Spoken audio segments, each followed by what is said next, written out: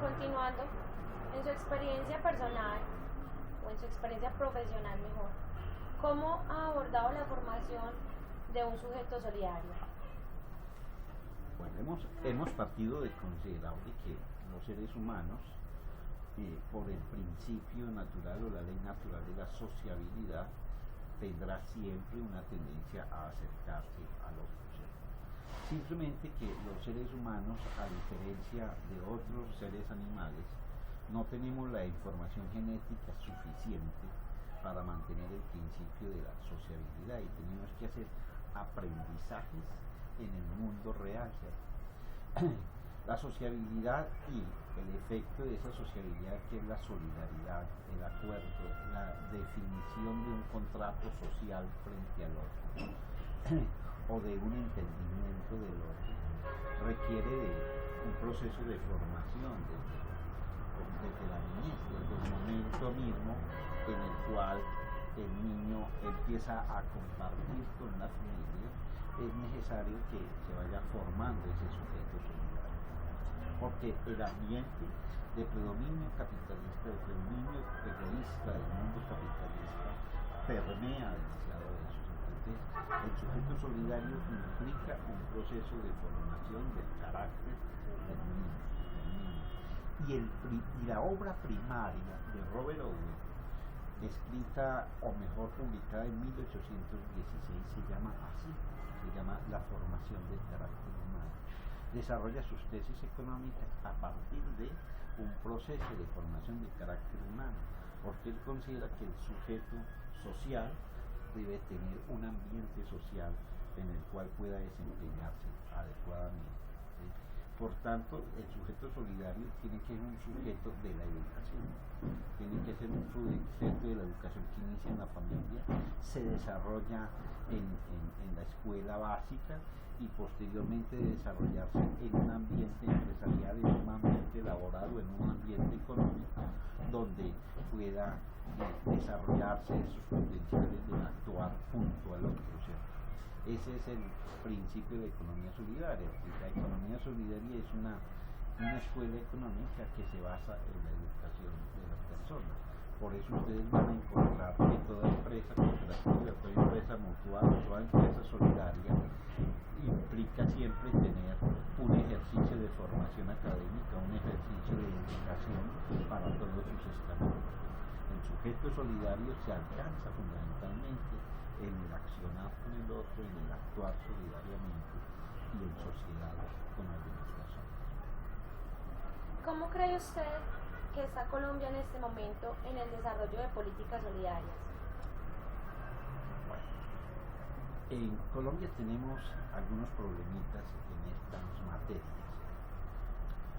Por algunas razones políticas, por algunas razones de la formación económica de nuestro país, por la existencia, digamos que de fuerzas económicas que no han creído definitivamente en esa alternativa económica, no hemos logrado desarrollar lo que podríamos llamar un modelo de economía solidaria en el país, lo que ocurre en muchos otros países. Ahora les explico un poco de eso.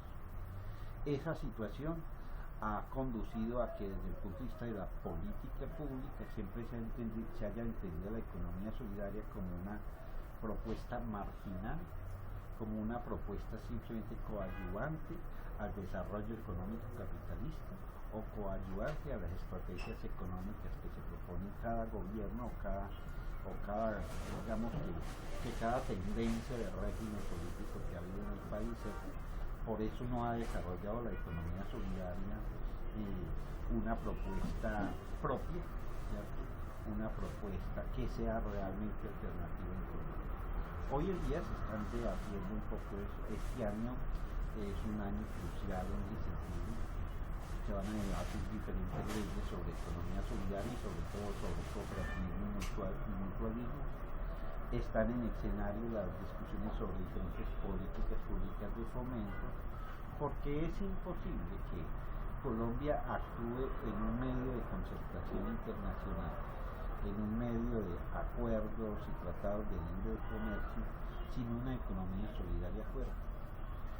se acaba de negociar el tratado con Corea, por ejemplo, ¿sí? Y no se ve claro cómo podría Colombia actuar en condiciones idénticas desde el punto de vista de la economía en ese acuerdo sin desarrollo de la economía solidaria en el mundo rural, cuando Corea tiene un amplio desarrollo de la economía, de la comercialización, de la producción de productos primarios, de productos alimentarios y demás, sobre la base de cooperativas y formas asociativas.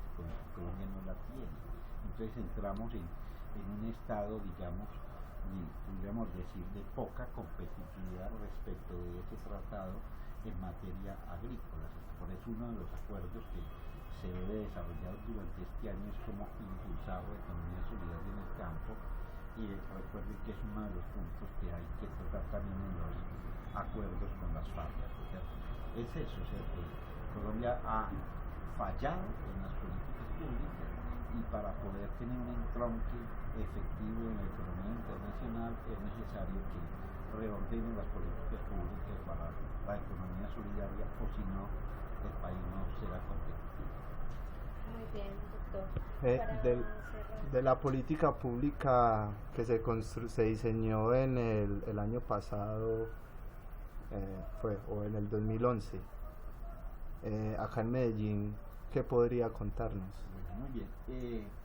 Ante la inexistencia de políticas públicas duraderas de orden nacional, desde hace algunos años, hace unos 15, 20 años, hemos venido impulsando la tesis de políticas públicas locales.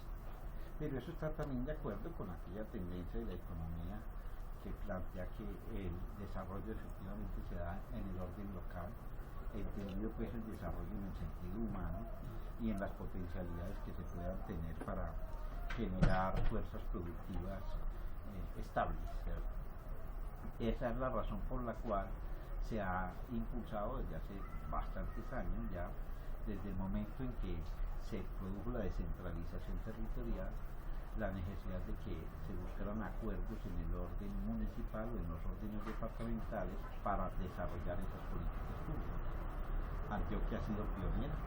Hemos tenido algunas políticas tímidas desde el año 1995, pero en el noviembre del 2011 se logró producir un acuerdo importante en Medellín, que es el acuerdo 41, por el cual se produce la política pública para el desarrollo de la economía solidaria en Medellín, con 3 o 4 pilares fundamentales.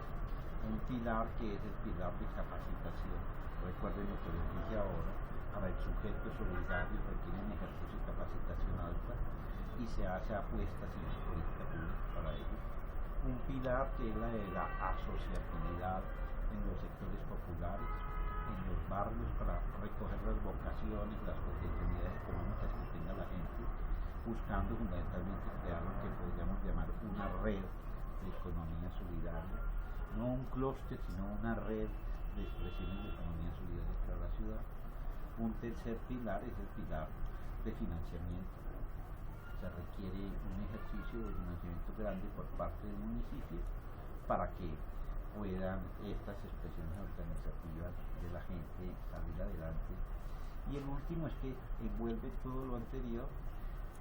La política pública de Medellín para la economía solidaria implica la construcción de un plan decenal de desarrollo, el cual para este año tendrá que quedar en firme. Medellín es pionera pues en ese sentido.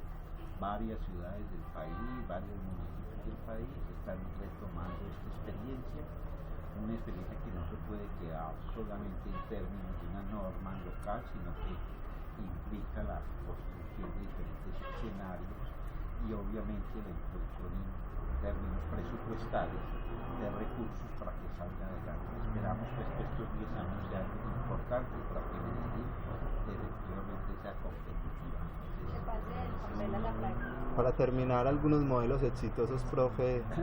A veces cuando se habla de economía solidaria en Colombia, se piensa que es una simple utopía, que es un romanticismo de académicos, de políticos o de personas que de alguna manera pensamos en que es posible transformar la sociedad con una base económica bien definida, ¿cierto?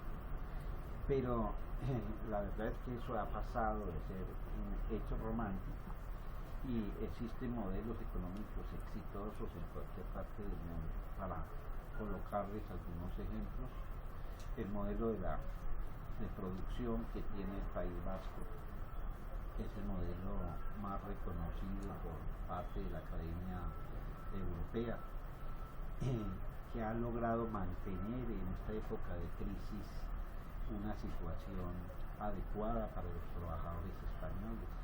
¿Sí? Ese modelo está asentado exclusivamente en organizaciones cooperativas. Más del 70% de la producción del País Vasco o de las provincias vascas en España están basadas en producción cooperativa. Y esa misma experiencia se ha trasladado a la provincia de Cataluña, se ha trasladado a Andalucía, a Galicia, a las principales provincias de los extremos de España, y eso es lo que ha podido mantener ciertos territorios de España sin mayores afectaciones por la crisis. Ese es un modelo exitoso fundamental. En Alemania, para que ustedes sepan, que es una de las grandes potencias históricas, ¿cierto? El 40% de la masa monetaria de Alemania, suponen que es cuánto puede ser el 40% de la masa monetaria, está basada en intervención de cooperativas. ¿Sí? En Alemania existen alrededor de 1.250 bancos cooperativos. La mitad de la banca alemana, de las grandes instituciones bancarias alemanas, son de orden cooperativo. Igualmente en Inglaterra funciona grandemente el modelo de consumidores. 2/3 partes de la población mercan no en un almacén de cadena, sino en una cooperativa. Esos son modelos exitosos. Modelos exitosos son las expresiones de trabajo que existen en México. Todos escuchamos hablar de Cruz Azul como si fuera simplemente un equipo de fútbol, pero Cruz Azul es un complejo económico gigantesco que hay en México, de la construcción basado en la producción de cemento, todo basado en organizaciones cooperativas. Cada una de las empresas del grupo Cruz Azul, que es un grupo gigantesco, el mayor grupo cementero de América Latina, es una cooperativa. En Corea, en Japón, en Francia, en Italia, cada país que ha tenido un importante nivel de desarrollo en los últimos tiempos es porque ha contado con la fuerza de la organización cooperativa y solidaria. Por eso alguno de los teóricos de la economía planteaba algún día que el desarrollo está supeditado a la posibilidad de que haya economía con cooperación.